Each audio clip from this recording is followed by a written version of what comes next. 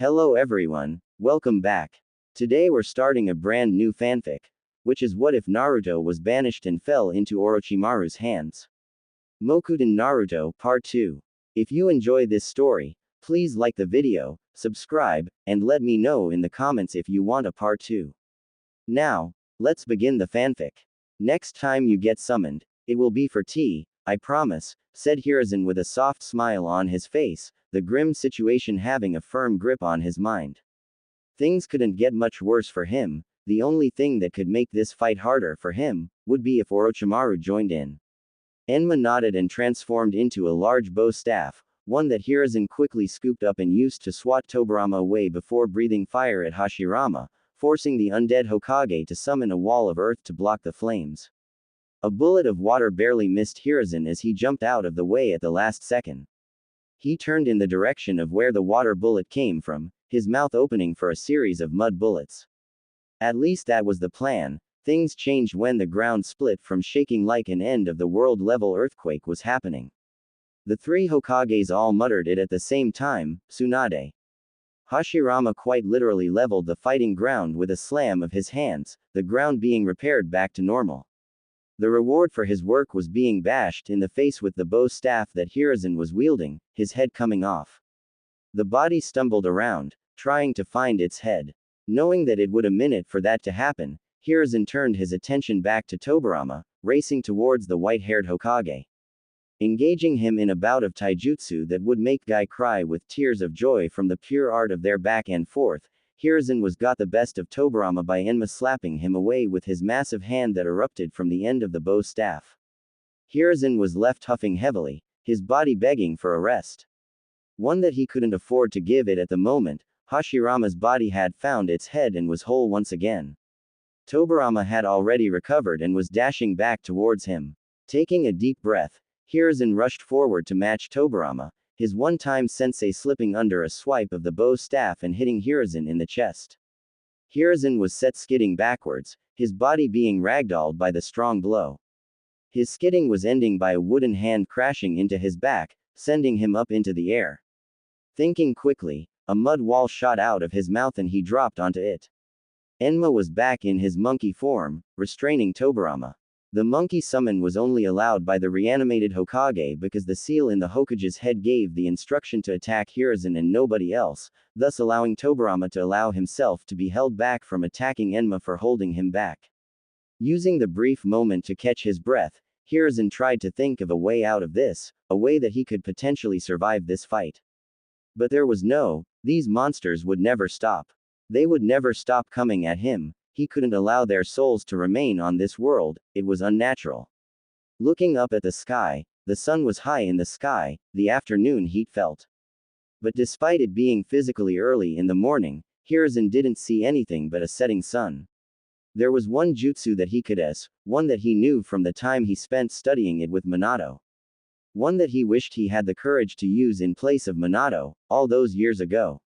At least he would get the chance to catch up with his old friend, even if it was in the belly of the beast. With Kakashi and Kushina, once Tsunade and Naruto took the fourth cage out of the fight, Kushina went right back to rushing in, Kakashi on her tail. Orochimaru showed his former student no mercy, cutting her down in an instant. Kakashi ignored it and moved forward, his Sharingan allowing him to dodge the unnaturally angled slash of the sword before he moved in and fought Orochimaru hand to hand. Kakashi was in close, fighting as hard as he could, avoiding using any chakra so that he could use his Sharingan as long as possible. Kushina was a couple feet away, her chakra created chains manifesting from her back and keeping Orochimaru from getting close enough to finish Kakashi. Orochimaru exploded in a burst of mud and Kakashi was forced to cover his eyes, the biting pain of a sword going through his shoulder forcing them back open. I wanted to take your arm, hissed Orochimaru only for a kunai to stab into his own shoulder and the first Kakashi fade away. Genjutsu. That eye is truly amazing, imagine if you had two of them Kakashi, said Orochimaru, pulling the kunai out of his body. The ground shook, but they were far enough away that the ground wasn't ripping up from whatever it was that was causing it.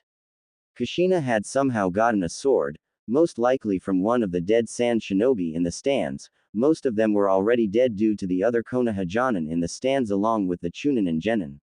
Tell me why you would do this, sensei, said Kushina, pointing the sword at Orochimaru. Why else would I do anything? Because I want to burn this village down to the ground. I want to master every known jutsu known to the shinobi. Hiruzen and Kakashi here are some of the biggest walking of libraries in all the nations. I want what they have, stated the snake. Then I am given no choice other than to put an end to you, declared Kushina. Oh please, I've been humoring you up until this point, Kushina. Your son over there too, he doesn't belong in a fight like this. Tsunade is doing most of the work, but none of you here besides sensei can actually hope to match me, said Orochimaru before he made a single hand sign. Kushina looked at her hand as it crumbled away, her face holding a look of pure shock. I could have done that whenever I wanted, like I said, I was choosing to humor you. And at this point, I am no longer choosing to do so, said Orochimaru before a strong breeze blew the rest of Kushina's crumbling body away. All that remained was a mummified corpse in her place. Kakashi took a deep breath, his body trembling as he knew that he would be forced to go the rest of this fight alone. You don't have to throw your life away, Kakashi, step aside. Allow me to take the Uchiha brat, give me the experiment over there and I will allow you to live, said Orochimaru. Yeah, I don't think so, said Kakashi, as he closed his Sharingan eye. Oh, do you plan on stopping me yourself? Questioned Orochimaru. Actually, he has some friends, said another voice that caused both of them to look at the arena wall to the left. Anko stood on the wall, looking down at Orochimaru with pure hate in her eyes. Speaking of experiments, here is the biggest failure of them, taunted Orochimaru as he tried to use the curse mark on her neck to bring her to her knees, only for it to fail. I sealed away her curse mark, much better than what I did with Sasuke's, said Kakashi as he opened his Sharingan, the 3 tomes gone and replaced with a triangle-like design with curved lines from one point to the other. What is this? Questioned Orochimaru before he felt a pull on his body and barely managed to replace himself with a mud clone at the last second. The clone's arm was ripped off by some vortex. That is a new jutsu, commented Orochimaru, his interest in the jutsu that had just shredded his clone. Where did you get that? It must be from this new form of Sharingan. I'll have to rip it from your head before I leave. Kakashi tried not to let the look of disappointment reach his face. He was nearly out of chakra. He could do that again maybe once before he was done for the rest of the fight. Anko dropped down next to him and he glanced at her before training his eyes on Orochimaru, who simply smiled at the two of them with glee. Back with Tsunade and Naruto. Rasa was having a bad day, he was, to be quite frank, getting his beat. If it wasn't Naruto running interference with his wood, it was Tsunade ripping through his defenses and landing body-wrecking hit after body-wrecking hit. His gold that had once lined his arms was gone, the thin coating that he wore as armor had been stripped of his body long ago. His body was covered in bruises, his right hand was broken from where Tsunade had grabbed him. As he went to jump above Tsunade, wooden binds wrapped around his limbs in mid-air and just like with Gaara, his chakra was ed up the wood. Unable to do anything, Rasa could only watch as Tsunade walked up to him and with a hand covered in medical chakra, hit him in the chest. His heart gave only a couple more struggling beats before stopping. Naruto released him and Rasa dropped to the ground dead. Naruto walked over to Tsunade and the dead Kazekage and asked, "Now what? How much chakra do you have?" asked Tsunade. "More than everyone else here," answered Naruto before Tsunade bopped him over the head for his check. "Good. Then you can go help run interference for Hiruzen from a distance. If you get hurt, I'll heal you and then beat you up 10 times worse," said Tsunade as she ruffled his hair before watching Naruto run off towards the large wave of water crashing into the wall of flames. Tsunade turned her sights back over to where Kakashi was no longer fighting Orochimaru but now with the help of Anko. Building up chakra, Tsunade rushed forward and managed to land a devastating blow to Orochimaru's face, only for him to warp and turn into a mud clone. "Su-chan, you wound me with your intent to kill me," teased Orochimaru, a frown gracing his face for the first time all day. "I intend to make sure this day is your last," swore Tsunade before she made a hand sign and the diamond on her forehead expanded into a seal that covered her entire forehead and Orochimaru felt her chakra levels rise and rise and rise some more. It was both terrifying and interesting to him. She had clearly made some new jutsu since the last time that he had seen her. This one seemingly was based on hiding bits and pieces of her chakra in that seal on her forehead. A little power up isn't going to save you, asked Orochimaru. This is more than a little power up. I have re-energized my entire body, at this point. I am basically unkillable, retorted Tsunade as she rushed forward, ready to fight her one-time friend. Orochimaru rushed forward as well, his sword ready to pierce her fist that she had thrown at him. But much to his surprise, his sword bounced off of her fist, and when her fist slammed into his face, he was sent bouncing along the ground. Despite the massive concussion, the blurred vision, and the ringing of his own brain melting in his ear, Orochimaru could clearly see what the hype was for this jutsu and why Tsunade would be so proud of this one. His sword was famous for being able to cut through everything, had just bounced off of her skin.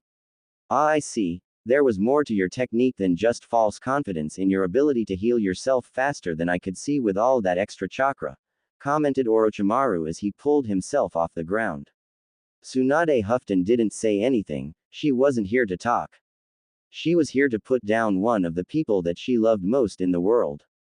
Gritting her teeth, she rushed forward just as the barrier around the arena flickered before dropping for a second before immediately coming back up. What kind of trick is this? Asked Tsunade. I don't know, answered Orochimaru as he was confused himself.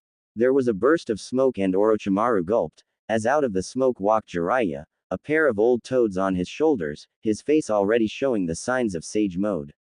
Sorry I'm late to the party, but better late than ever, said the toad sage, and for the first time, Orochimaru wasn't sure that this was a good idea. But before the three Sannin could get into their fight, the area that Naruto and Hiruzen were fighting the reanimated Hokages in was suddenly covered in trees, the one lighter ones coming from Naruto, the darker coming from Hashirama. Looks like you have to decide, myself or the boy Jiraiya, taunted Orochimaru. Tamari had felt the terrible power flood the world around here, an icy cold chill followed that sickening power. It made her freeze in her spot, but her head still whirled around to see the large tress that had exploded from the ground, rising towards the sky, begin to wilt. The lighter of the trees fell before the dark of the trees, and the purple barrier that had surrounded the main fight disappeared. The trees hit the ground and large clouds of dust were kicked up. As the barrier vanished, so did the coldness and the sickening power. Freed from her spot, Tamari drew her fan. She spun around, unleashing a tornado of wind that pushed back everyone next to her. Stopping, she looked up and saw a squad of sound shinobi rushing away. The pale skin in the middle let her know that it was Orochimaru being forced to retreat. Her stomach twisted. If the snake had been repelled by the forces of Konoha, what had happened to her father? Mere seconds after the sound ninja left, a squad of Konoha Anbu were seen fleeing as well. The body that they were surrounding was limp and lifeless. She was almost certain that it would be the body of the late third Hokage if things had gone to plan. Bending her knees, she pushed chakra into her legs as she slung her fan back onto her back. She launched herself up into air. Soaring up, she landed on the cracked, damaged edge wall of the arena, her view filled with the slowly dispersing dust clouds. Her lungs filled with chakra, and she blew the cloud away as she pushed the chakra-laced air out of her body. She looked around and she could immediately see the still form of her father, his body still draped in his formal cage cloaks. It made her stomach twist even more as she was forced to take in that her father had really died. They had not been close, her father had been cold and abrasive, but at the end of the day, the man was still her father. Jumping down from the top of the wall, she landed on the sandy ground and made her way towards the body of her father on the ground. She ignored the stares of the Konoha shinobi around her as she single-mindedly made her way towards her dad's corpse. She had just made it there and taken a knee to touch his body when she felt the kunai that had already been thrown at her back. She barely had time to turn around when the kunai was mere feet away. But much to her surprise, she was not stabbed by the flying knife. Instead, a wall of mud rose up from the ground far faster than she could react to block the knight. Out of the corner of her eyes, she saw Naruto on his knees, his right hand covered in mud as it was touching the ground. Naruto, how could you save her? She's part of the invading force, growled a Chunin, the man who threw the kunai based on his extended arm and hand. Because old man Hokage wouldn't want any more needless bloodshed. The invasion is over, Orochimaru has been driven away. The cage is quite literally dead at her feet. Panted Naruto. Fine, spat the Chunin before he turned to Temari and said, grab his body and leave now, I will not be so nice next time. Now scram before I think of taking my kindness back. Temari nodded and scooped her father's body up and slung him over her shoulders before she gave Naruto a soft smile before she pumped chakra into her legs and pushed off, leaving in a blurry hurry. Naruto dropped his hands and knees to face down on the ground, his body giving out from the punishment that he had received. Rolling over, he looked up at the clouds blanketing the sky, the rare spots of bright blue breaking through the gray blanket. Hiruzen-sensei would be proud of you for that, said Jiraiya as he emerged from someone in the arena. Naruto didn't say anything in response right away, instead his eyes continued to stare up at the clouds that hung over his body. So now what, Ero-sensei? Asked Naruto. Jiraiya shook his head as he chuckled to himself, we do the same thing the village has always done. We rebuild, bigger and better than ever. Naruto sighed. I think, I will take a moment to myself here on the ground first. Jiraiya's eyes misted up as he saw another young teenage blonde in a stripped tracksuit in Naruto's place, also pleading for a moment's rest. Take all the time that you need, kid, said Jiraiya absent-mindedly, leaving Naruto by himself as he turned and looked around at the damage done to his home. That night, Konoha Council Chambers. The clan heads were all present, a couple of them wearing bandages, but they were all still there. Important Jonin such as Kakashi, Guy, and Asuma were present as well. Kakashi had even shown up on time for once. The trio of village elders were present. The Anbu commander and all of the Anbu captains were there. Jiraiya was the one who had called the meeting. The civilian side of the council was the only people not present. The shinobi side did not want nor need their opinion in this kind of matter. Jiraiya sealed the chamber's door with a special seal and turned to face the rest of the people in the room. We all know why we are here, started Jiraiya. Hiruzen-sensei has fallen in battle to Orochimaru, who had the aid of the reanimated first and second Hokage. Danzo's lone eye was trained on Jiraiya, but the Toad Sage ignored the man looking at him. Obviously we can't continue on without a Hokage, it would send a sign to the rest of the world that we are weak, continued Jiraiya. Then it sounds like we need someone to become our new Hokage. I am more than willing to fill the void, said Danzo. Kakashi rolled his eye and Asuma chuckled at the bandaged man's words, causing the older man to look at them sternly. Shikaku Nara yawned loudly and said, you want us to replace an old man with another old man. That is not the kind of action that will tell the other villages that we are still strong enough not to mess with. Danzo glared at the Nara clan head but didn't say anything. He knew that he would not gain support by arguing in front of the rest of the council. I agree with shadow puppets over there, said Sum, her wild hair shifting as she moved her head. We have so many S-ranked shinobi on our roster, why not go with one who isn't going to die of old age in the next couple of years? Danzo frowned, his lone sign of his emotional outrage at the Inuzuka clan head's words. So, who would you suggest? Kakashi asked Shikaku. Kakashi shook his head. I don't believe that I'm ready just yet.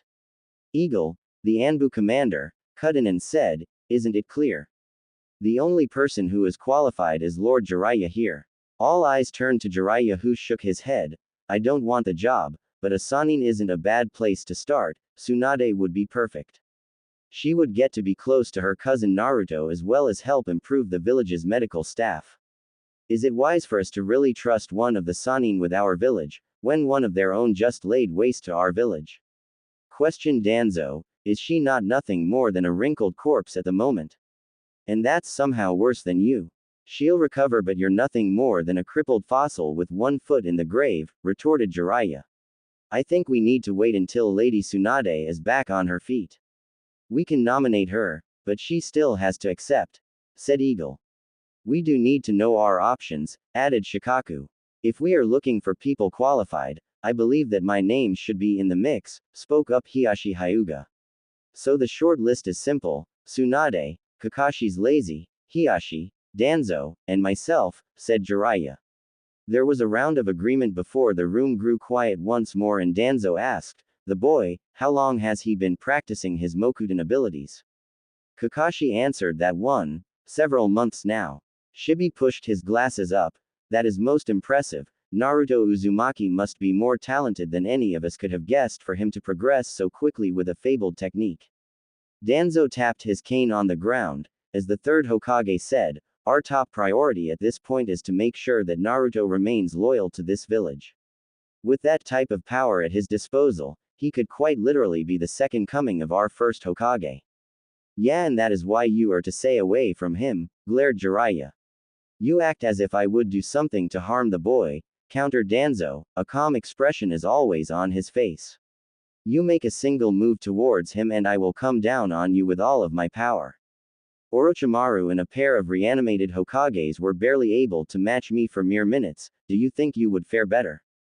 Spat Jiraiya. This is outrageous, how dare you talk to a Konoha elder like this, said Danzo in mock anger. I am on Lord Jiraiya's side, you make a move on the boy and I will not hesitate to cut you down. Your backdoor moves are well known at this point, said Kakashi. His little orange book was nowhere to be seen and his single eye was trained on the bandaged elder. The meeting was pretty much over at that point, and thus Jiraiya ended the seal that secured the room and the members of the meeting made their way out. Lord Jiraiya, I will be sure to keep an eye on Naruto in case Danzo tries to make a move on him with his nei, said Kakashi as they were the last two in the room. Don't worry about it, Naruto is going to become my apprentice soon. I will live him on your team but his training will mostly be handed by me at this point, said Jiraiya. I didn't think that I did that bad of a job in training him these last couple months. What is the real reason that you wish to take over Naruto's training? Asked Kakashi in a serious tone. There is a threat that has been lurking in the background for a minute now. I first picked up on them when I was trailing Orochimaru for months. They're not a normal threat like the cloud building up their shinobi reserves. No, this group is different as they have only 9 members. But each member of this group is an S-ranked shinobi, said Jiraiya, equally as serious. 9 shinobi on the level of the cage. That's unheard of, commented Kakashi. I know, now imagine the leader, a man powerful enough to keep 8 others who are that powerful in check. You might be able to handle a couple members, but Naruto needs someone like me who can not just match one of them, but make them think twice about engaging, said Jiraiya. Kakashi nodded his head, okay then. 2 days later. The bright sky, the beautiful warm weather, the birds chirping loudly. You would never think that the third Hokage's funeral had just ended. Naruto stood looking at the memorial with sadness, but there was no tears in his eyes. You were past your prime and you still had it in you to fight 2 former Hokage, unbelievable, said Naruto to nobody. You humored me when nobody else would, you believed in me when you had no reason to, continued Naruto, even at your age, it feels like you were taken too soon. I have so many questions, so many things I wanted to experience with you there. I wish you were still here, I want to be angry that you got yourself killed, but that is what you signed up for, that is why you were the Hokage. He would be so proud to hear you understand that Naruto, said a voice from behind him. I didn't see you here at the funeral, said Naruto, his eyes still trained on the stone that read Hiruzen Sarutobi, the eternal Hokage. I didn't want to come, it doesn't feel real that sensei is no longer with us, but at the same time, I know that he's finally getting that rest in retirement that he deserves, replied the voice. You think so? Asked Naruto. I know so, said Tsunade as she walked up to Naruto and pulled him into a tight one-armed hug. So, what exactly is our mission? Asked Naruto to Kakashi as Team 7 all stood at the main gates to Konoha, the mostly rebuilt village in the background. You could still hear the faint hammering of nails, the rough scrapping of metal on metal and wood as the finishing touches of the rebuild were being completed. I wasn't going to go into detail until the client arrived as this should be a rather straightforward guard detail mission that he can explain, but since you ask so nicely, I guess I can spill some of the details, said Kakashi as he put away his book and looked at the trio of young shinobi before himself. The leader of the hidden waterfall village requested a team to escort him back to his village. With Naruto getting the Chunin rank, Sasuke being on probation for the Chunin rank and Sakura being in the Chunin exams finals, Team 7 was given the mission. You make it sound like you're not coming with us, sensei, said Sakura. That's because he's not, said a voice that Naruto was very familiar with at this point. Lady Tsunade, said Sakura in awe at seeing the living legend before her. Sasuke didn't say anything and Naruto could only narrow his eyes and groan. What do you want, you old bat? Asked Naruto to the shock of Sakura, who gasped in disbelief at the level of disrespect shown to their new Hokage. I come to see my cousin off on a mission and this is how I get treated, fumed Tsunade as she shook her fist at Naruto, who rolled his eyes. You came out here to baby me like you do at every chance that you get, didn't you? Retorted Naruto. Tsunade pouted. Maybe. Naruto smiled and walked closer to his lone living relative in the village and hugged her tightly, an action that she returned immediately. When they broke apart, she pulled up his headband and kissed him on the forehead before pulling the headband back down. You be careful out there. Naruto nodded. I will. Tsunade turned and left without looking back at the new Chunin, something that he was thankful for if he was being honest. As Naruto turned back to his squad, a taller teenager with long flat brown hair, wearing a green shirt with tan pants and blue ninja sandals arrived. Hi, my name is Shibuki, leader of the village hidden in the waterfalls, said the teen, his voice shaky and uncertain. Naruto stepped right up to him, his hand extended and had to hold back his laughter as the man flinched as the hand reached out to him. Oh right, a handshake, laughed Shibuki as he reached out to shake Naruto's hand after realizing that Naruto wasn't going to hurt him. They shook hands and Naruto said, my name is Naruto Uzumaki, the guy with the black hair is Sasuke and the pink-haired girl is Sakura.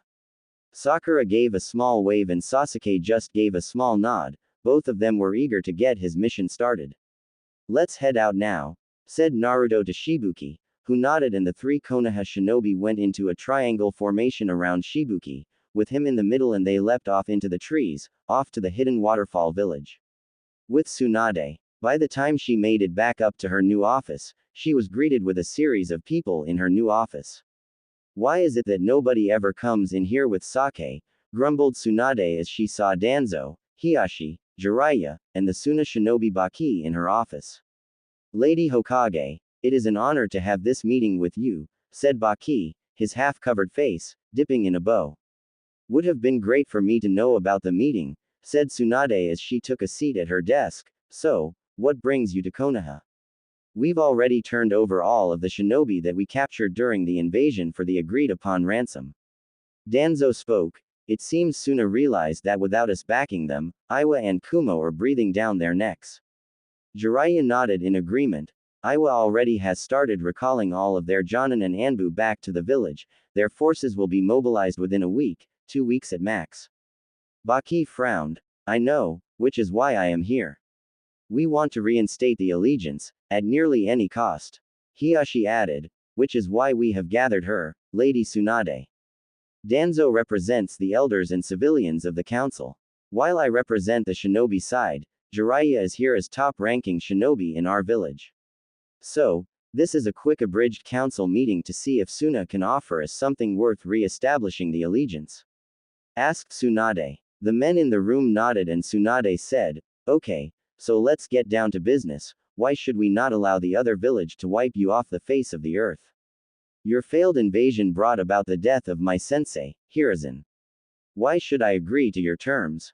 Baki pulled out a scroll and presented it to Tsunade, who opened it, reading the contents of the scroll before dropped it on her desk. This is meaningless to me, said Tsunade. I could care less about a 100-year allegiance, a lack of import or export taxes, and several forbidden Suna jutsu. Baki smirked and let out a huffing chuckle. I told the council that you wouldn't even entertain that type of offer, so let me lay the biggest offer on the table. Tamari. Danzo's eye narrowed and he asked, you want a political marriage? Absolutely not, said Hiashi. I say we let the man finish his offer, said Jiraiya. You would offer Konoha, one of the strongest shinobi in your villages. For what? Asked Tsunade. Baki continued on with his offer. Tamari would be part of a joint shinobi program. We give you one of best and you give us basically anyone you want. If you wanted it to be a political marriage, I can amend the agreement for that. The council foresaw something like that being on the table as well. They wanted to pair Tamari with the blonde kid who stopped Gaara in the invasion. Hiyashi folded his arms over his chest. You want to pair Tamari, the daughter of your fourth Kazekage, with a relative of our first, second, and current fifth Hokage. Why? That would only make our village stronger, as the potential for their offspring would be incredible. Danzo asked. Because if Naruto and Tamari are to wed, Naruto would feel some kind of way if Temari's home and family were being attacked. Baki just shrugged and Tsunade put her hands under her chin and rested her head on them. Okay, I can get behind the joint shinobi program, I will not force a marriage though. If Naruto and Tamari end up liking each other, we can discuss that if it comes up. I will send over 20 Chunin and 4 Jonin, you will send over 10 Chunin on top of Tamari. Danzo couldn't help but ask, how did you arrive at those numbers? The village will be losing manpower. Because I'm also taking their offer in the scroll, said Tsunade as she opened up her top drawer in her desk and pulled out a new scroll, opening it and started writing up the terms that she wanted. Baki couldn't do anything but look on as his village's fate was hanging on by a thread as the Hidden Rock village prepared to launch their attack on his home.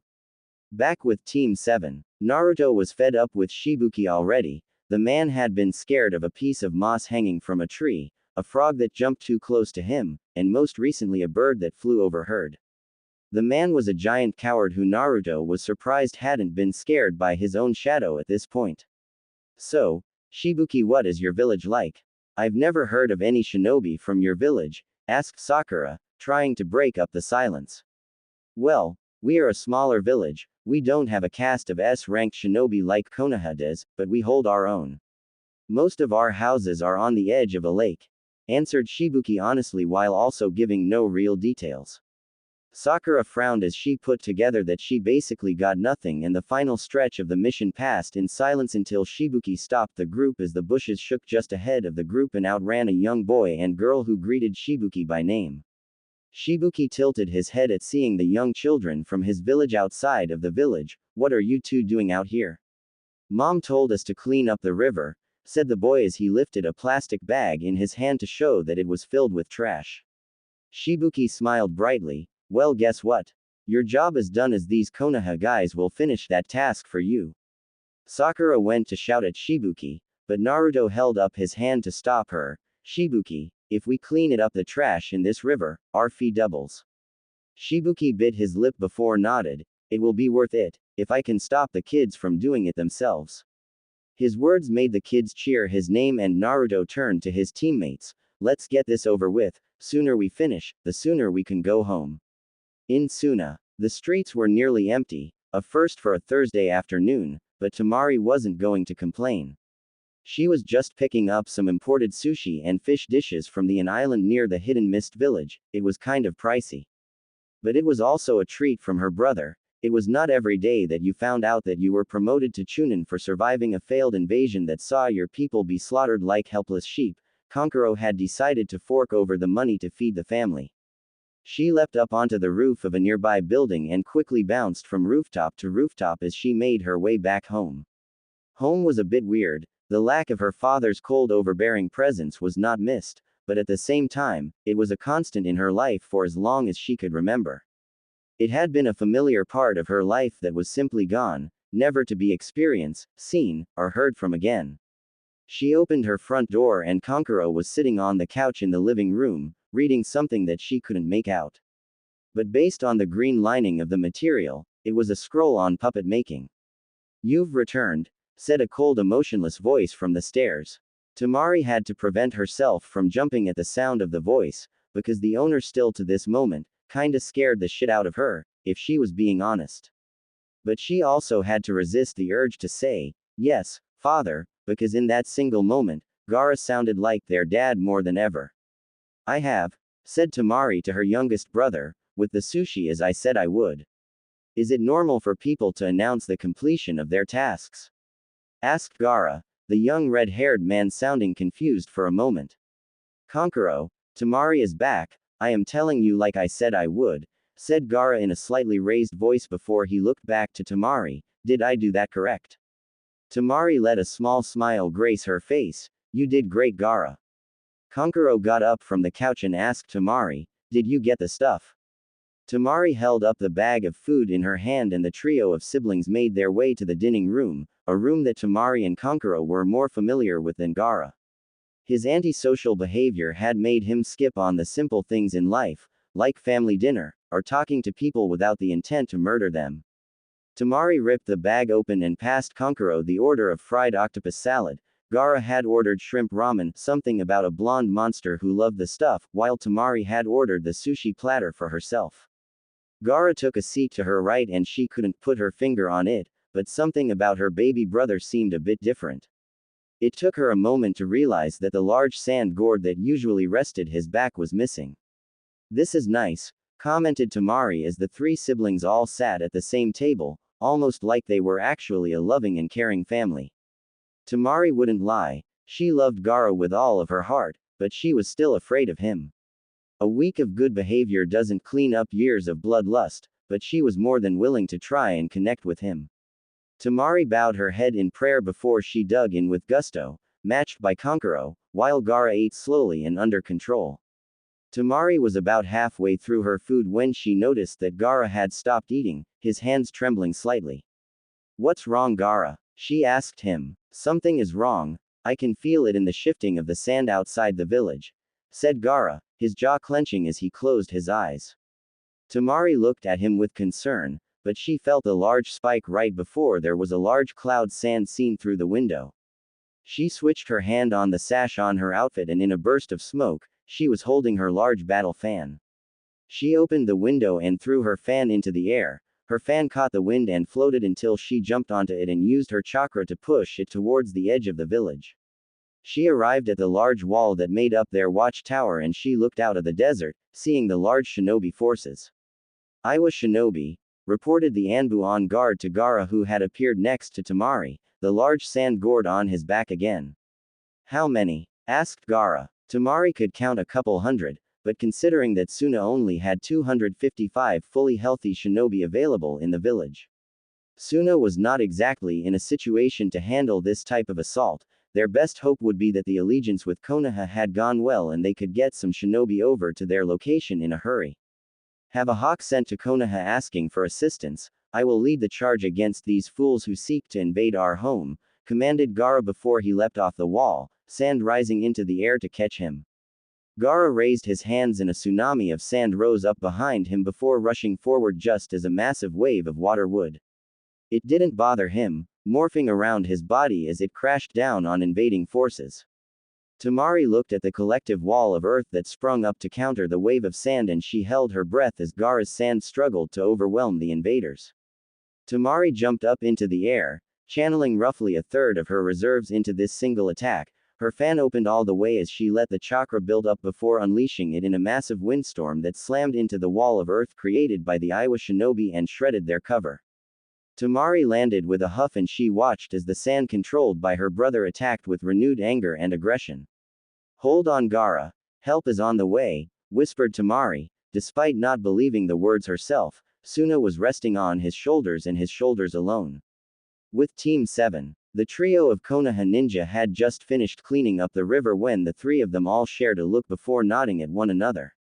Sasuke jumped high into the air above the water as Sakura leapt towards the children who had remained near the river to watch the shinobi work. Naruto stood on the surface of the river and pulled out a kunai to deflect the spray of kunai that were sent at him, before throwing a kunai at the source of the spray. The thrower managed to avoid Naruto's kunai by jumping up into the air, but Sasuke unleashed a fireball at the perfect moment and the flames fried the attacker. Sasuke dropped to the water again and said, "That was too easy." Naruto agreed and in a burst of smoke, was replaced by Sakura and the two kids, as he caught the wrist of the man who had tried to assault Sakura. He had spiky black hair, a waterfall headband that had slashed through it. He wore an all-blue outfit and shinobi slippers. He also wore a look of shock at seeing Naruto gripping his hand so easily, Naruto's eyes meeting his own. "Why you brat?" snarled the man before a wooden stake exploded from the ground and into this neck from behind, killing the man. Naruto turned around to see Sasuke had dealt with a female shinobi while he had finished off his opponent. The trio of dead shinobi were all missing ninja, deflectors that nobody would miss based on their pathetic skills. Naruto was drawn from his thoughts by the flapping of wings as a hawk circled above him, before making a dive towards the arm that he had extended for it to land on. It was from the Hokage's office if the seal on the scroll was anything to go by. Naruto took the scroll from the hawk that immediately took back off to the skies, and he opened the scroll and started reading the message. A flare of chakra and the scroll went up in flames, and Naruto turned to his two teammates to give them the updated mission information. We're allies with Suna once more. We are to head there now and help defend them from an Iwa invading force, said Naruto as he fished into his pocket, pulling out a shinobi food pills. He took one himself before flipping one to Sakura and Sasuke. They consumed them immediately, and Naruto could feel their chakra levels spike up beyond what they usually were. We're about 25 minutes out if we run at full speed. We need to get there as fast as possible, said Naruto. If you can't keep up, fall back and arrive when you can. Sasuke and Sakura nodded, and the trio of them disappeared in a blur, leaving behind the dead bodies for the hidden waterfall to deal with. Leaping up into the trees, the three Konoha shinobi raced through the forest that surrounded Waterfall Country and into the land of grass. They sped through the small country, flying through the trees and briefly the wetlands before taking off into the trees once more. It was weird, as within minutes of when they passed what Naruto knew was the border of grass and rain, the bright sunny sky started to darken with heavy rain clouds. Lightning split the sky, and Naruto felt his heartbeat skyrocket as he felt a nervous chill tremble down his spine. Glancing around, Naruto tried to find the cause for such feeling but couldn't find it. The sky darkened even more and the sun was completely hidden behind a wall of clouds, and then it began to rain. The first of the droplets were so soft that Naruto barely felt them touch his head, his thick hair soaking up the water instantly. But as the downpour started to get heavier, Naruto could feel something in the water. Each drop contained a tiny little chakra signature. Sensing chakra was weird, or it was at least to Naruto. You didn't quite feel it, like touching nothing. No, it was nothing like the 5 standard sense at all. Sensing chakra was like having a spider web around you made up of your chakra. A large net that when other sources of chakra came into contact with, would shake and draw your attention. Well, right now, Naruto's web was shaking like a leaf in a hurricane. His body was tensing for battle, but there was nobody in sight. What was worse was that the chakra in the rain felt so peaceful and almost pure. Like this is how chakra was supposed to feel, even if this chakra's feel was completely unique. Do you feel that? Asked Sakura, whose medical training was making her more and more sensitive to chakra and the feel of it. Yeah, the chakra in the rain, said Naruto. Sasuke's eyes opened and closed, his Sharingan revealed and activated as he looked at the falling drops of rain before looking up at the sky, seeing the connection. The chakra in the rain, it's not normal chakra. It's not even an elemental nature transformation. I'm not sure what it is, commented Sasuke as he allowed his eyes to revert back to normal as the trio of them continued to race through the trees. Do it feel kind of familiar to you? Asked Sakura. Naruto didn't say anything, but Sasuke's eyes flicked to Naruto and then Sakura, giving her a nod to confirm his agreement. The chakra, while not an exact match, had a similar feel to Naruto's when he used his Mokuton ability. It was probably something to do with the ability to warp and bend nature to your will, something that was clearly being done with the rain. Naruto still couldn't shake the feeling of danger and slowly shifted the group to the east, slipping out of the land of rain and into the land of fire. And it was not a coincidence that the rain did not follow them once they left the land of rain. The chakra and rain that coated them dispelled in a flare of chakra as Naruto led Sasuke and Sakura into the land of rivers. That was a smart detour, said Sasuke as he pulled even with Naruto, Sakura still half a step behind the two of them. It was needed. We were getting closer to aim. I didn't want to take a chance running into whoever was causing the rain. They had extremely potent chakra and unbelievably control to cover the entire country in rain, replied Naruto. You think it was Hanzo? Asked Sasuke, his mind thinking of the most powerful hidden rain shinobi. I don't think so. He was never mentioned to be able to control the weather before, said Naruto as the trees in river country started to thin out and they leapt over the river that separated the land of rivers and the land of wind. Heading south, the trees ended and the desert began, forcing the trio to run through the sand. Naruto knew to coat the bottom of his feet in chakra to avoid slipping on the hot sand and made sure to let his squad mates know as well. You have to treat the sand like water walking, he said as they raced through the sandy landscape. Glancing back, he noticed that both of them had followed his instructions, the three of them racing over the sand. As they got closer to Suna, Naruto had them slow down as he felt multiple new chakra sources creep onto the edge of his sensor web. Now only moving at an average walk speed, Naruto said, "Okay, the plan is simple.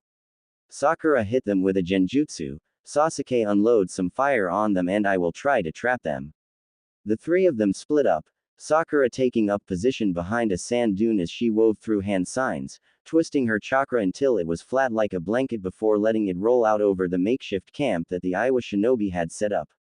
Genjutsu was more than hand signs and chakra. It was not like ninjutsu where pumping it full of chakra made it work. No, genjutsu required mental strength, chakra control, and precision. As Sakura allowed her chakra to flood the camp, it wasn't overbearing like Naruto's or even noticeable like Sasuke's. No, it was like soft droplets of rain, slowly making its way toward the target. Sakura could feel her chakra touch people, slipping into their chakra pools, her tiny sliver of chakra almost like a needle in the haystack. Now that she had her targets, she focused on what illusion she was going to cast. This was the hardest part. Keeping her chakra inside the other person's body while she actually cast the genjutsu, hence why you needed mental strength to be good at genjutsu past the basics. Sakura decided that she would double everyone's vision and basically sent her sliver of chakra up to their eyes, before allowing it to spike, creating the illusion of doubles. She could hear the mass panic of the section of Iwa shinobi that she had caught in her illusion and rolled away from the sand dune, racing along the outskirts of the battle to another hiding place. As she was running, she felt a skin-blistering heat wash over the area as a bright ball of fire rained down on the Iwa shinobi. Some of them tried to run, but a massive stone wall rose up around the battlefield and they were trapped inside, getting cooked to death by the flames. Eventually the fire died down and Sakura watched as Naruto slammed his hands onto the ground and wooden spikes erupted all over the battleground, stabbing all of the Iwa shinobi, dead or alive. Naruto had basically just confirmed almost 60 kills in an instant. It was both scary that he could do something like that so easily and relieving that he was on their side. "Brutal," commented Sakura as Naruto approached her. Sasuke was on his way to her location as well. "It's us or them, and I choose us," said Naruto as he stomped his foot on the ground and the wooden spikes all dropped back into the sand-covered ground, leaving no trace of what had caused the mass death. "I know, but it still is weird to think that anyone can go about killing this many people without a care in the world," said Sakura. Sasuke grit his teeth and turned his back on her, causing Naruto to grit his teeth and say, "Let's keep pushing." This was a backup squad of 60, that means most of the Iowa forces have already began their assault. Naruto took point again as the three of them ran towards Suna once more, every step getting them closer to this massive presence. The chakra in the air was so angry and seemingly hungry that it washed over the trio of Konoha shinobi with ease, even at their distance. Sakura shivered as she felt the chakra, her nerves getting the best of her until Naruto flared his chakra and the cold angry presence was replaced with the warm sunny relaxed feeling of Naruto's chakra. He barely spared her more than a glance and she gave him a small smile. Naruto stopped as they approached the edge of the battlefield. The sand was soaked in blood, there were body parts laying randomly, the bitter smell of burnt flesh was in the air. "Sakura, I want you and Sasuke to wrap around and make it to Suna. Let them know that we are here. Once you get there, Sasuke, I need you to find a wind user and have them send a blast of wind at your fireball jutsu, it should get whoever is left over," said Naruto, his eyes morphing from blue to forest green. Sasuke and Sakura took off to the right, away from the majority of Iwa's forces, leaving Naruto alone. Which was great for him, but terrible for the Iwa shinobi forces. Naruto released his chakra allowing it to flood the air as he forced the Iwa forces to pay attention to him. He flashed through hand signs and called out, "Mokuton release, containment prison," and when he slammed his hands on the ground, a large wall of wood sprung up and circled the battlefield much like he had done earlier with the earth wall on the 60 reserve Iwa shinobi. But this wall was different. As the Iwa shinobi tried to climb it, they found that the wood absorbed their chakra and they could scale it or destroy it with anything other than brute strength. The sand inside the containment started to lash out, stabbing and crushing the Aiwa shinobi with a rigid that made Naruto know that Gaara was nearing his end. Fortunately for Gaara, Naruto saw a giant ball of fire descend on the people in the wooden prison. Unfortunately for the shinobi of Aiwa, the wind bullets that slammed into the giant fireball from behind made the red flames turn white as the fireball turned firestorm slammed into the remaining forces, and Naruto wrinkled his nose as he smelt the people being cooked alive. He made sure to maintain his wall, trapping all of the Aiwa shinobi inside with the flames until he was certain everyone was dead. The wood sank back in the ground and Naruto looked at the charred stains and remains of the Aiwa shinobi. There was over 100 burnt corpses in front of him, but Naruto was looked past that as the sand rose and swallowed the entire battlefield, burying any and all evidence of the battle.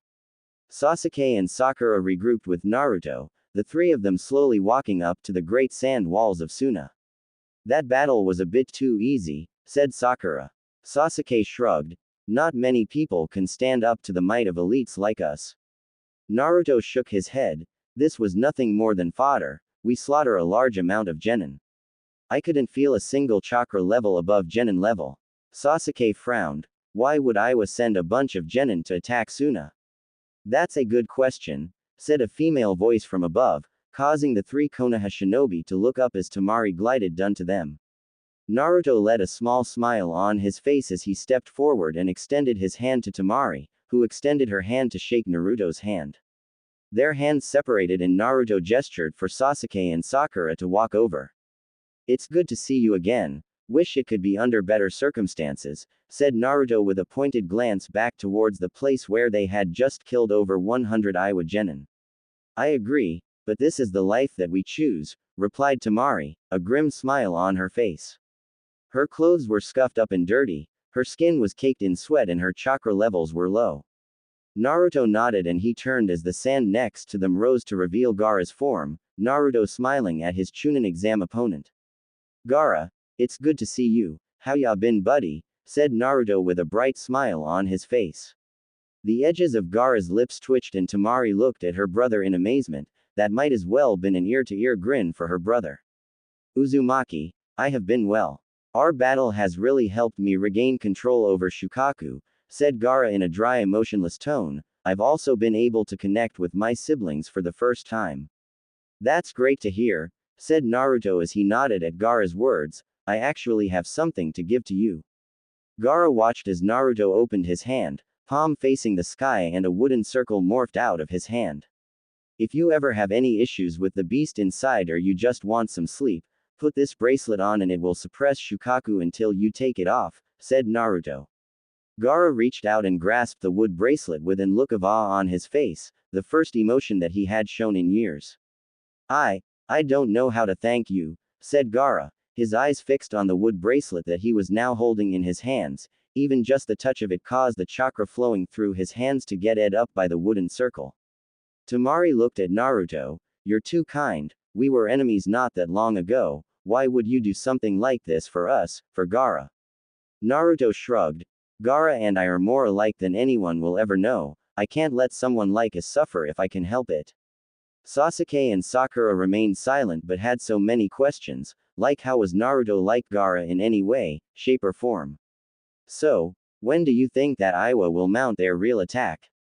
Asked Sasuke. Gaara hummed for a moment. I am not sure, they knew that we did not have the manpower to overcome their genin forces.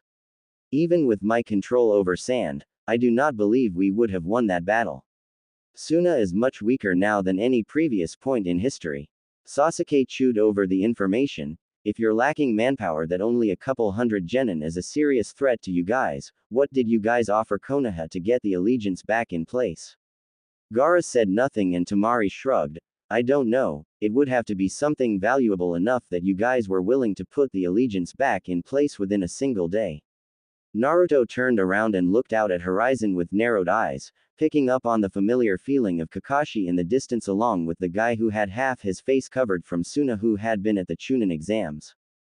Screams erupted from the masses as flames shot down on them before a strong blast of wind slammed into the flames from behind and supercharged the flames, leaving nothing behind in the limited spot where the flames had managed to hit.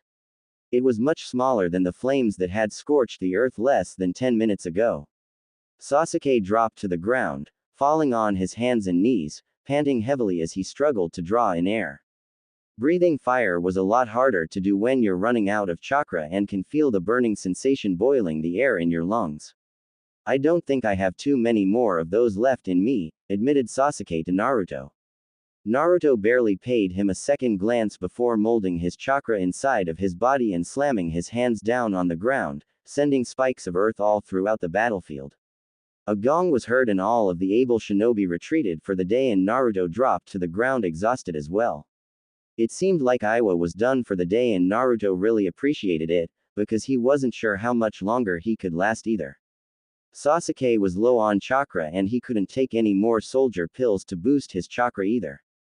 He had already taken 2 of them and a third would be risking his coils. Chakra was meant to flow freely like water in a river, but the chakra generated by the soldier pills was harsh, coarse, and cold. It was unnatural for the body and extended use of that pill-generated chakra over your regular chakra could leave scratches on your chakra coils leaving them weaker over time. "You're gassed too, huh?" stated Sasuke. Sasuke was correct in his estimation. Naruto knew that he was getting closer to running on fumes than he would have liked to admit. But there was a reason that it had been spikes of earth rather than spikes of wood. He didn't have the chakra to create that many wood spikes. Sure, the wood spikes would have absorbed the chakra of whoever they hit, but it was a matter of hitting the right target. Anyone who had enough chakra worth stealing wouldn't have been caught off guard by a spike to begin with. Sakura is still back at the village with Kakashi. I think it's time that we return back to Suna as well, Sasuke, suggested Naruto as he climbed back to his feet and offered his hand to Sasuke, pulling the Uchiha back up to his feet. I think it's insane how many genin and chunin that Iwa have to throw at us. Wave after wave of disposable shinobi is unheard of, said Sasuke as he started to walk alongside of Naruto. It actually is kind of scary, because if they have this much fodder, imagine what they're holding back. Their goal to wear down Suna might have worked if we didn't arrive when we did, admitted Naruto. You don't seem all that torn up about being in Suna, noted Sasuke, a sly smile on his face. The weather is not as bad as they make it out to be. Sure, it's hot, but I'd rather be hot than cold. Plus, once you get the hang of controlling your chakra, you can push away the sand with ease, replied Naruto. So, it has nothing to do with the blonde girl with 4 ponytails, the same girl who wields that giant metal fan? Questioned Sasuke. Naruto stopped walking and blinked at Sasuke's question. I guess she's nice enough, but what does Temari have to do with anything? Naruto, half of Suna uses a fan and is blonde. Nobody named anyone, teased Sasuke, ignoring the heated glare that Naruto directed his way. At least I can talk to a girl. Half the village thinks you're and the other half thinks you're gay, countered Naruto, not that there's anything wrong with that. Sasuke scoffed. I'm cautious if anything, Itachi left me alive. But who's to say that he would leave a girlfriend or wife alive? What about future children? If I'm not strong enough to stop him from taking away my family a second time, there is no point in starting a family. Fair point, said Naruto as Sasuke did make some good points. Itachi was a unique individual. There is no reason to try and understand what the genocidal Uchiha would or would not allow for Sasuke to do at this point. So, what do you think is the next move for Iwa? Asked Sasuke after they walked back to Suna in silence for a couple of minutes. I'm not sure. I might be a chunin, but I am only slightly more experienced in combat than you, admitted Naruto. I honestly believe that they were hoping to tire out Suna with their waves. Suna is weaker than ever and yet you and I have destroyed their attack forces so far.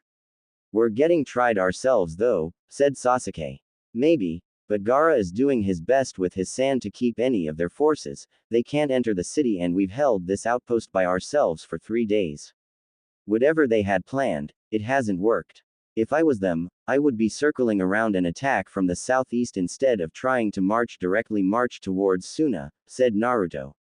HN, said Sasuke, unclear of how to reply to that. While he and Naruto were clearly way more skilled than the Iwa genin and rare chunin that had been sent against them, he didn't know how he would react to continued defeat. That was a bit of a lie. Sasuke knew that if he was getting his handed to him over and over again by a pair of 13-year-old boys, he would be absolutely furious. But, then again, he was not the leader of an army. Glancing up at the afternoon sky, Sasuke was regretting wearing a black shirt as it was rather hot in his opinion. Suna was still a long ways away too, another unfortunate fact in his opinion. And since he was so low on chakra, he couldn't even channel chakra through his feet to keep the hot sand out of his sandals. And worst of all, Naruto wasn't walking super slow either, he was walking like he needed to be somewhere. And Sasuke knew that if he complained to Naruto, he would simply move faster and force Sasuke to keep up with him. The Mokuton user was a giant, but then again he was a senju. The one thing Sasuke knew about the senju was that per his father, the only good senju was a dead one. Suna. Temari. Manning the wall was one of the most important jobs in the Suna shinobi force at the moment. That is why Temari made it her job to be up here as much as possible, because sadly she was one of the strongest remaining shinobi left in the village. Well, that and the fact that nobody wanted to be up here more than a few minutes with Gaara. The red-haired boy had been up here since the first attack, his body and mind were used to going day after day without sleeping.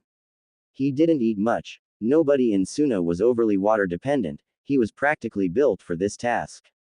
They'll be fine, said Gaara, pulling her out of her thoughts. Who? She couldn't help but ask who he was referring to, both of her brothers were in the village. The pair of Konoha shinobi, they aren't going to fall to the weak masses of the Iwa shinobi, answered Gaara. They're not my concern right now, Gaara, dismissed Temari. I need to make sure that the village is still standing until my last breath leaves my body. Interesting, I can hear your heartbeat skip, stated Gaara, lying to me is impossible. You might not care for the Uchiha, but what about the blonde Konoha boy? The question was a loaded one, she was really unsure if she liked him all that much. He had been sweat to her so far and he had given her the desert rose back in Konoha. And he had gone out of his way not to kill Gaara, even giving him a method to sleep if Gaara chose to. But he was not part of her village, she was unsure of what to make of him without spending more time with him. And not on the battlefield, but in a more normal setting. Unfortunately, they were shinobi and would most likely never get that chance. He's very nice, but I'm unsure of what to really make of him, said Temari honestly. I find him to be attractive, but I don't know him well enough to really sway one way or the other. He likes you, said Gaara.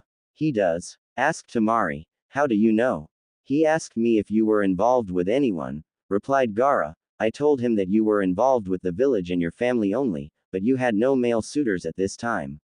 Temari's right eye twitched. We're at war and you're trying to find me a boyfriend. Gaara was not fazed by her anger. Yes, and Uzumaki is the best possible choice for you. He is strong enough to protect you should the occasion arise. You seem to have a lot of respect for him, noted Temari. Yes, he was able to not only defeat me, but also the demon inside of me. There is nobody I hold in higher regard than Uzumaki, confirmed Gaara. You sure you don't have a crush on him? Teased Temari. Gaara blinked. Uzumaki might be attractive, but he is not my type. I like them a little more female. The edges of his lips bent upwards, a slight smile on his usually emotionless face. It took Temari a second to realize that her brother had just made a joke, resulting in her smiling as well. As the sun started to set over Suna, Gaara stiffened and said, a group approaches from the northeast. Temari readied her fan, unsure of how an enemy force managed to get so close, only to relax as she realized it was a group of Konoha Chunin, which was a massive relief. Temari was as prideful as any other shinobi in the world from any other nation, but she was prideful, not delusional. She knew that the average Konoha Chunin was easily worth more than the average Suna Chunin. And if she was going to be really honest about the situation of her village, probably worth more than the average Suna Jonin at that moment. As a result of the failed invasion, the massacre of their forces in the failed invasion, and the death of their cage at the hands of Tsunade and Naruto, had caused Suna to give out a lot of promotions. She was part of that massive overlay of promotions, bumping up from a genin to the Chunin rank. Her brother Gaara was on the very short list for the next cage. A boy who had suffered defeat at the same boy who had helped kill their father. The same boy who Gaara wanted her to date. How badly did Naruto beat her brother? Gaara glanced at her. Shall I go down there to meet them? Or do you want to? The question was a little troubling to her. She was a Chunin, and while the daughter of the previous cage, she was not the leading shinobi of her village. It was probably Baki-sensei or maybe even her brother Gaara. Gaara took her silence as a negative response and disappeared in a burst of sand off the top of the wall, reappearing on the ground in front of their walls in a similar burst of sand, waiting for the Konoha Chunin. Looking off to the west where she sensed the warm fluffy, yet intense chakra of Naruto, followed by the burning icy feeling of what she knew to be the Uchiha. The Uchiha had a strong chakra feeling as well. She didn't need to be that advanced of a sensor to feel the strength of the raven-haired boy. But he still fell quite short of his fellow Konoha Chunin companion at the moment. Actually, now that she was focusing, the Uchiha was dangerously low on chakra despite the strength of what he did have. Even Naruto felt closer to empty than she thought possible, but unlike his teammate, she could feel his chakra rising up. With Gaara already joined by Baki, Satomari unraveled her fan and used her chakra to float down to meet the Uzumaki, Uchiha duo. Sasuke's arm was slung over Naruto's shoulders and they were clearly exhausted. Naruto's tired face twisted into a sloppy tired smile upon seeing her. Sasuke elbowing Naruto made her raise an eyebrow, but she ignored it. "You guys are back," she said, "and in good shape too." Sasuke puffed up his chest. It will take more than that type of trash to take down an Uchiha elite. Naruto rolled his eyes and released Sasuke's arm, causing the Uchiha to collapse to the ground. "Oh no, the Uchiha elite has been defeated by gravity," said Naruto jokingly. "I hate you," groaned Sasuke as he struggled to pick himself up from the ground until Naruto picked him up by the back of his shirt and lifted him up with his raw physical strength, letting his friend get his legs back under him. Sasuke swayed on his feet, but did not fall down again. Glaring at his blonde teammate, Sasuke left with a HN, and slowly made his way back to Suna.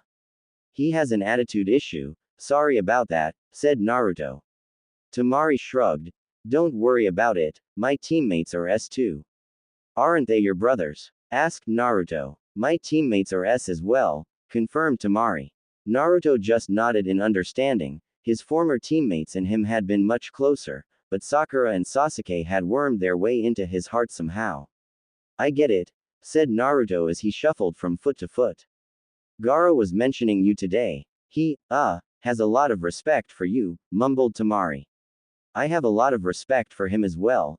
Anyone willing to invade another village for the fate of their own village, and especially one that hasn't always treated him the best, clearly cares about either the village or people in it.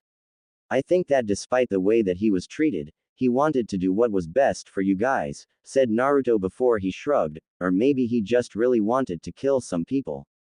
Tamari swung her fan at Naruto, who caught it with a grunt. Tamari frowned as usually the heavy fan was a surefire way to deal with annoying boys. "This is actually way heavier than I thought," commented Naruto as Tamari stopped trying to crush him with the fan. "Are you ready for what is to come?"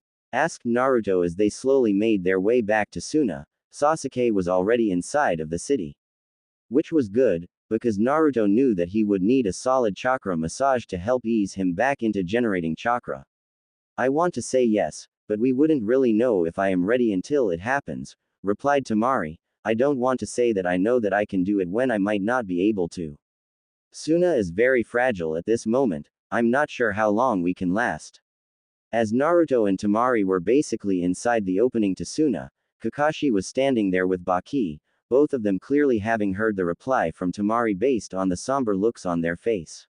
"You are quite correct, Tamari," said Baki. "However, Suna is no longer your problem as of yesterday." "What?" asked Tamari. "The council wanted to simply give you a scroll to explain the situation, but I have too much respect for you to simply hand you a scroll," said Baki. "In order to get Konoha's assistance for this upcoming war, we had to reinstate the alliance by any means. That meant giving them some of our jutsu, but also they wanted a person in exchange for the 20 Chunin. But there was something that the council felt we had to offer to Konoha to make sure that the deal got done, said Baki as Tamari hung onto his every word. It was you, Tamari, concluded Baki. You were offered in a political marriage as a bargaining chip with Naruto Uzumaki. It was the only way to save Suna. I'm sorry, we failed you. Tamari was absolutely taken back. She was sold off to save her village. She had always known that this was a possibility, but for it to actually happen to her was something she never thought would happen. I don't know what to say, stammered Tamari. I understand this is hard to process, but I'll be with you every step of the way, said Kakashi. Tamari glanced at Naruto. His eyes looked onto Kakashi with a look that clearly said they would be having words later. But at the moment, Tamari wasn't worried about their discussion. She took in Naruto. He was 2 years younger than her at the age of 13. She had just turned 15, so the age gap wouldn't matter in 5, 10, 15 years.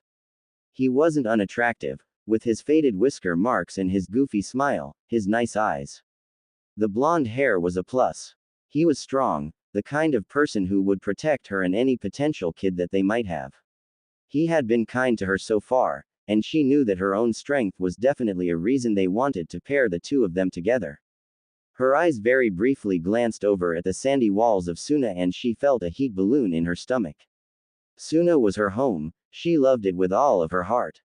She remembered being little before her mom died and spending time with her, growing up with Kankuro, losing Gaara to his darkness only for Naruto to save him.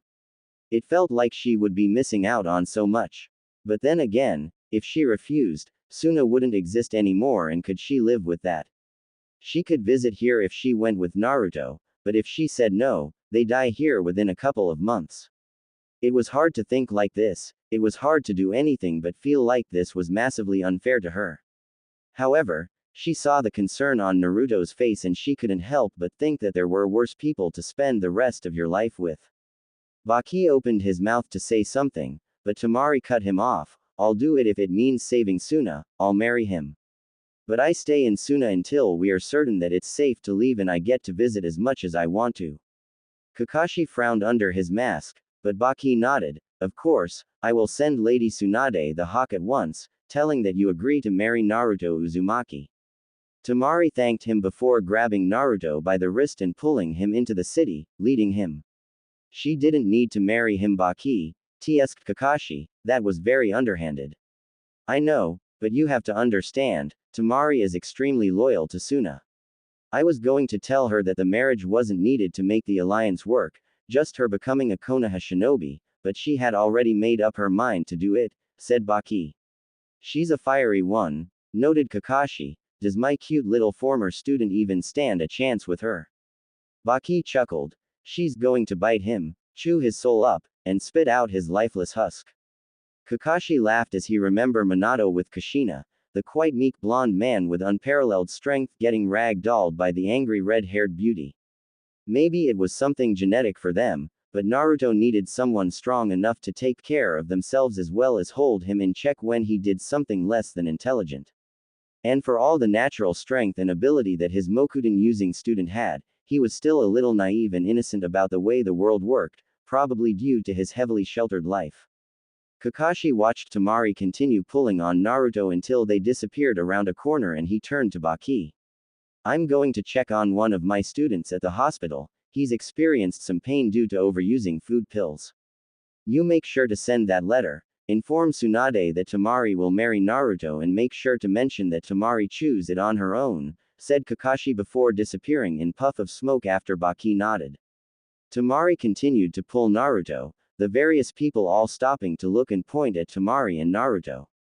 Naruto was used to this in Konoha, so he wasn't all that bothered by it. Finally they stopped at a small cafe and Tamari blushed as she realized that she had just manhandled Naruto for close to 4 minutes. She released his wrist and said, I'm sorry that Konoha and Suna basically sold us off to each other, I'm sure that you had other hopes for your future wife. She was fishing for information, like was the cute blonde in front of her involved with anyone else? Was she stealing him from someone else? Naruto blinked as he was taken back by the statement, no, not really.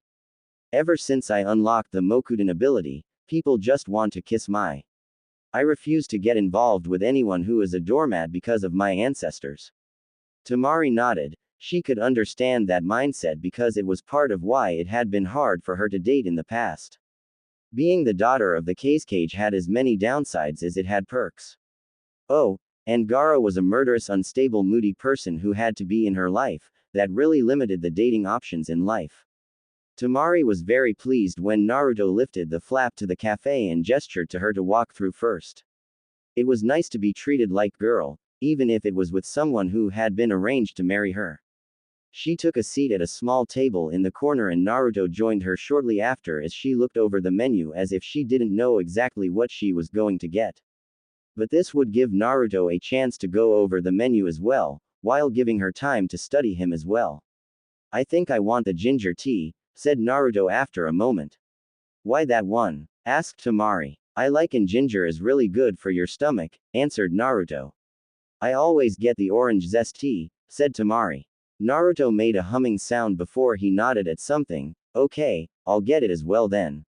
Why? Because we're in this together and if that means having to fake like some potentially nasty tea, I should start practicing now, said Naruto.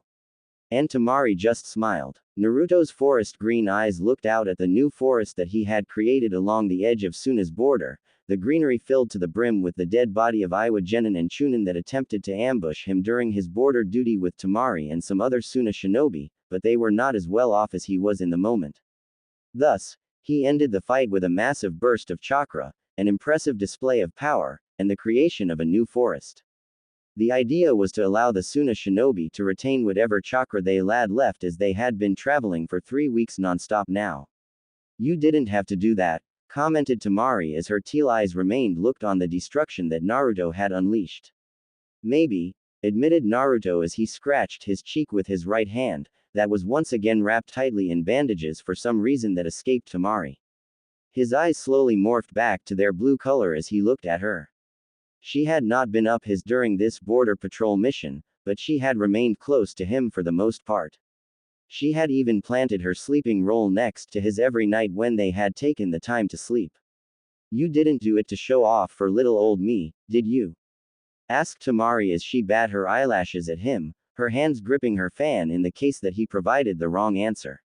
No, I did not believe that you should waste your time, energy, or chakra on such fodder, answered Naruto honestly, his face taking on an innocent look as smile at her. He's cute. Tamari smiled back at him. The 13-year-old male was hers, due to the treaty that was being offered between Suna and Konoha. It helped that she kind of liked the Mokuton user beforehand, his bright blue eyes that looked at her with carefree calmness. The fluffy feeling that his chakra gave as it washed over the surrounding area when he was relaxed. The way his eyes glowed with power as they morphed into the dark forest green as he unleashed the legendary power of the first Hokage. Naruto was a nice enough guy as well, which made it not that big of a deal to give up her romantic freedom to save her village. He was strong, sweet, and not ugly. Was probably going to be better than whoever she would have ended up with. And if the amount of chakra he had along with the amount of energy he possessed, she would be well taken care of when things became more adult at some point down the line. We should be heading back sometime soon, called out one of the Suna Jonin assigned to this border patrol mission. That raised the spirits of the entire group of 17, 16 coming from Suna and Naruto who had decided to tag along. Nobody had built up to nerve to tell him that he probably shouldn't have come as his presence and power would have been better suited protecting Suna as Gaara started to establish the sand-based barriers needed to protect the village. Again, Naruto had defeated Gaara in battle, so when he showed up to go with them, nobody said anything. Tamari glanced back at the forest. The tall trees would provide a bunch of shade in the future for Suna. Maybe she could get Naruto to create some parks in Suna for the children that live there. A break from the harsh desert sun would be nice and enjoyed by everyone, including herself. But she would bring it up when they were closer to home. Home. That word felt so weird to say or think as with every passing day, it was more likely that she was getting closer to her last day of Suna being her home. There was also the chance that it could be destroyed, but she preferred not to think of that. With Sasuke and Sakura, both of them felt a nervous energy as they walked through the gates of Konoha, their assignment with Suna over with for the moment. But with the war on the horizon, they both knew that sooner than later, things would be ramping up. They had already dealt with a sizable amount of Iwa Genin and Chunin so far. They had also started to see more and more Oto shinobi mixed into their forces, which made Sasuke feel the sealed mark on his neck pulsing with each new Oto shinobi that they encountered. Not bothering to do anything but make their way straight to the office of the Hokage, they were greeted by a chaotic building full of people running around, nobody paying attention to them. They made their way up to the door of the Hokage's office and Sasuke took the lead and knocked for them. Enter. They did so and saw a rather relaxed-looking Tsunade sitting at her desk. The paperwork there, unlike the rest of the building, was picture perfect. The room smelled of vanilla and Sasuke's sharp eyes noted that everything was as clean as humanly possible. Chunin Uchiha and Genin Haruno, back from Suna already, noted Tsunade, without my brat of a cousin. Sakura held back a giggle at the causal manner at which Tsunade referred to Naruto, but she had also seen Tsunade slap their teammate for being naive and dumb before. Sasuke stepped forward, taking charge as his higher rank would demand in this type of situation. Yes, Lady Tsunade. It seems that Kakashi and Naruto stayed back to continue with the arrangement of a deal of some sorts and sent us back to Konoha. Tsunade shook her head as she released a scoff in disbelief. The brat gets engaged to the princess of another village and he refers to it as a deal of some sorts to his teammates. I will have to smack some manners into him the next time I see him. Naruto's engaged, gasped Sakura. Yes, to Tamari of the Hidden Sand Village, confirmed Tsunade. Sasuke felt a lurch of jealousy bubble up inside of his stomach at the thought of Naruto being given such a strong shinobi partner. Why is it always him? When are things going to shake my way for once? Tsunade continued on to say, I offered my cousin as a sign of good faith that we will aid Suna in their time of need. But also to make sure the alliance is airtight this time, Suna will have lineage on this side and Konoha will have lineage on that side. It made sense to Sasuke and Sakura, but that didn't mean that either of them had to like it. Sasuke wanted someone who could clearly take care of themselves like Tamari, and Sakura was hurt that Naruto didn't tell either of them about this new development. Neither of you were on Naruto's original team, but that doesn't mean that he wasn't going to tell you. I believe he is more interested in making sure that Tamari is okay with the idea of being with him, added Tsunade as she read their faces. That made things okay with Sakura, but Sasuke still carried a bad taste in his mouth from the concept of an arranged marriage. He barely heard them get dismissed and Sakura said she would see him later as she wanted to check in with her parents. That left him alone, walking through the busy streets, the people waving at him politely but nobody called out to him by name. It had been that way since the massacre. Everyone was polite to him, sometimes giving him 3 to 5% off items and goods, but nobody treated him like he was special, nobody seemed to actually care about him. He arrived at the edge of his clan's former compound. The large arc that once proudly said Uchiha was faded, the paint chipped and the words sanded down by time. Was that what was happening with me? Am I lessening the Uchiha name by not being more? By not being better? Sasuke felt anger and disappointment well up inside of his chest as he looked at the old busted down sign, the former gateway to his clan. The vast quietness and emptiness of the compound was haunted by the ghost of those that he had lost. He could still see it as he walked through the once filled streets, see his cousins waving at each other as they walked through the streets. Mai would offer small samples of her baked goods to all the children who would come visit her at her bakery. Yuki would be in the back, working hard under her mother. ONM would be leaping from rooftop to rooftop, the young man late as always, like a distant cousin was always said to be. Children screeching as they ran through the streets, weave in and out of the crowd, playing ninja. Sasuke walked through the ghost memories of his family, feeling an ocean of nothingness rise up inside of his body. He had been robbed of the loving family that he had, by the person he had been closest to when he still had a family. Arriving at his house, he walked around back and into the training ground, before punching the wooden dummy with enough force to crack the wood. His fist throbbed with pain, but he had managed to avoid breaking his hand like he had upon returning from the mission to the Land of Waves. Sasuke was so absorbed in pounding the training post that he almost missed it, their chakra suppressed but not completely. His mouth shot out flames as he whirled around at the same time that they dropped down behind him. His Sharingan spun to life, the world growing brighter and everything slowing down for him as he watched chakra build up, earth chakra, inside of one of their hands before it was used to push aside the flames that he had unleashed on them.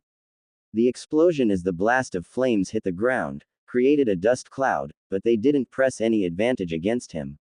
No, they waited for the cloud to clear, remaining where they were as they continued to look at Sasuke, all of them wearing a confident smirk. How strong are these guys that they aren't even trying to press an advantage against me?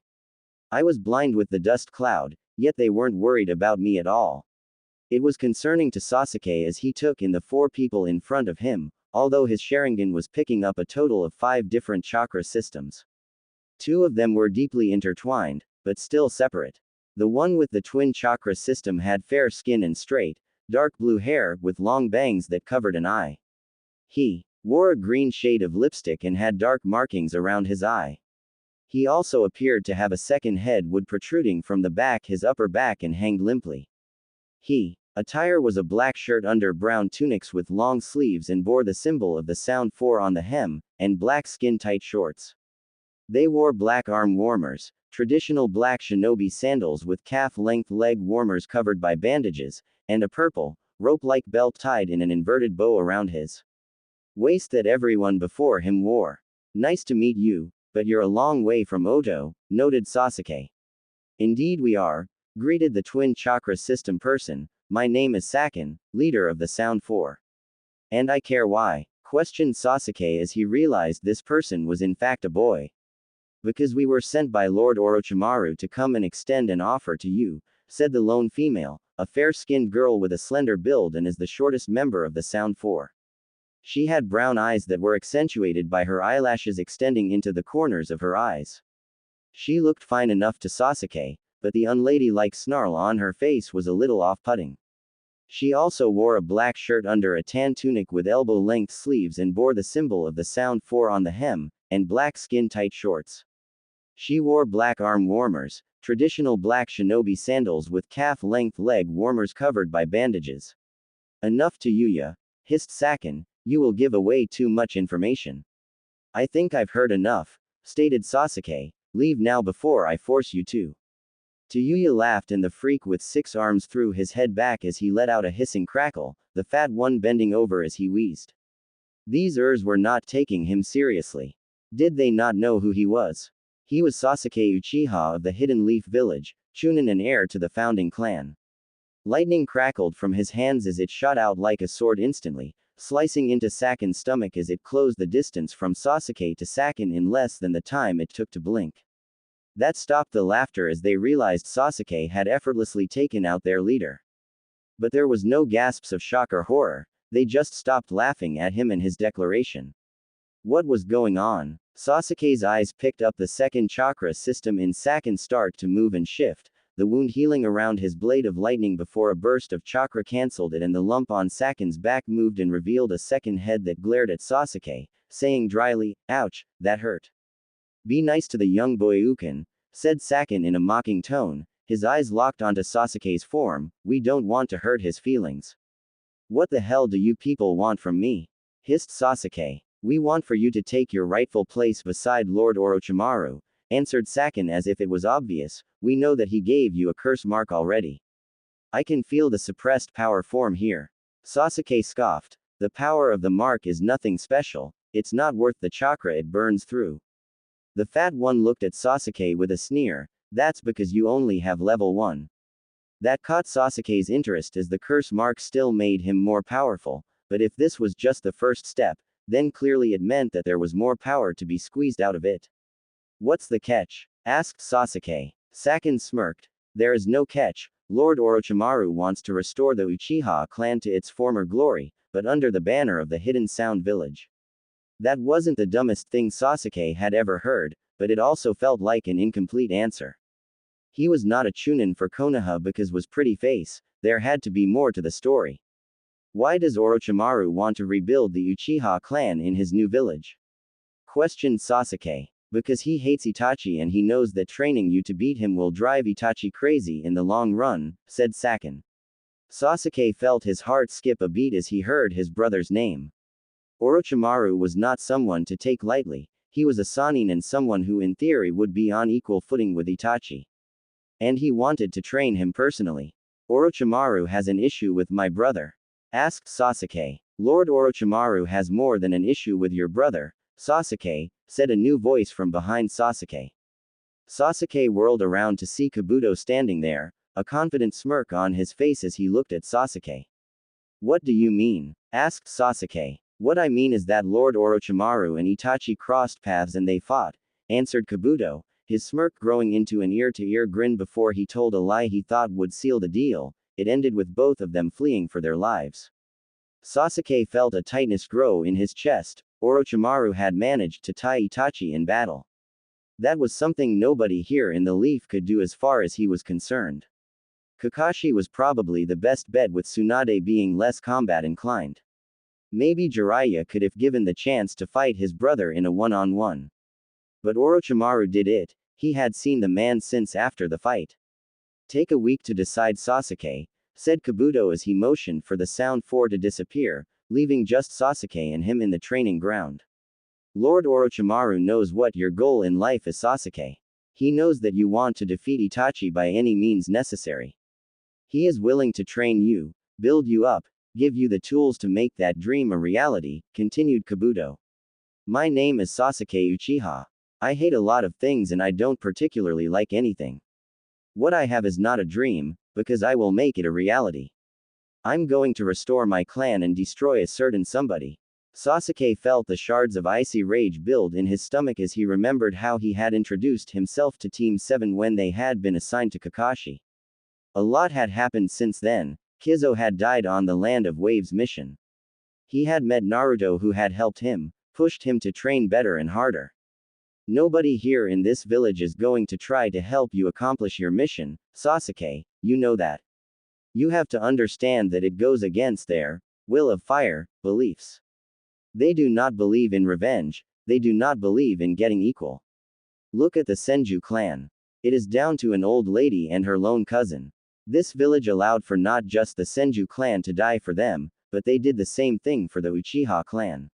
You guys built this entire village for them, yet when you guys needed some help, any help, they ignored you, they washed their hands of you as if you weren't the founding members of the village. Sasuke took in Kabuto's words and barely noticed as the glass-wearing man melted away, leaving the young Uchiha alone in his thoughts. Is there anyone in this village who actually cares about what happened to us? Where is the revenge for what happened to us? Where is Itachi's head on a spike for what was done to us? They don't care, do they? With Naruto, they made it back to the hidden sand village in a little over 2 days, but Naruto was not overly tired yet. Temari was sleeping soundly inside of her shared house with her brothers, but Naruto sat on the top of the wall by himself. The patrolling Suna shinobi barely gave him more than a short glance as they passed him on their stroll around the top of their wall. Naruto felt his chakra pop up a second before he appeared in a small burst of smoke. Hey. Is that how you grate your sensei? Asked Kakashi. Said Naruto as he smiled brightly up at the silver-haired Jonin. How are you feeling? Asked Kakashi. Like things are moving much too fast for me to understand what is going on, admitted Naruto. The war are being engaged? Asked Kakashi. Both. Kakashi reached down and put his right hand on top of Naruto's head. It's okay to not know what's going on. Really? Yes. I was only 13 years old when I was made a Jonin in the middle of the last war. Minato-sensei wasn't sure that I was ready. But when shit hits the fan, you have to grow up fast in the middle of war, confirmed Kakashi. How did you handle it? Kakashi shrugged. We all cope with the job in different ways, Naruto. You have a lot to look forward to. Naruto nodded as he felt a massive surge in chakra in the distance and leapt to his feet. What is that? I dunno, admitted Kakashi before they both jumped down as a massive wave of water appeared out of nowhere and threatened to overtake the entire hidden sand village. At the same time, Naruto and Kakashi slammed their hands down to create a massive mud wall that barely managed to absorb the tsunami that had just appeared and threatened the village. Look at that Itachi, that looks like the brat we're looking for, said a confident voice from the top of the wall of mud. Naruto looked up and saw a pair of people wearing black robes with red clouds. One was blue-skinned, with blue spiky hair and a heavily bandaged bundle that had a handle on his back. The other looked real.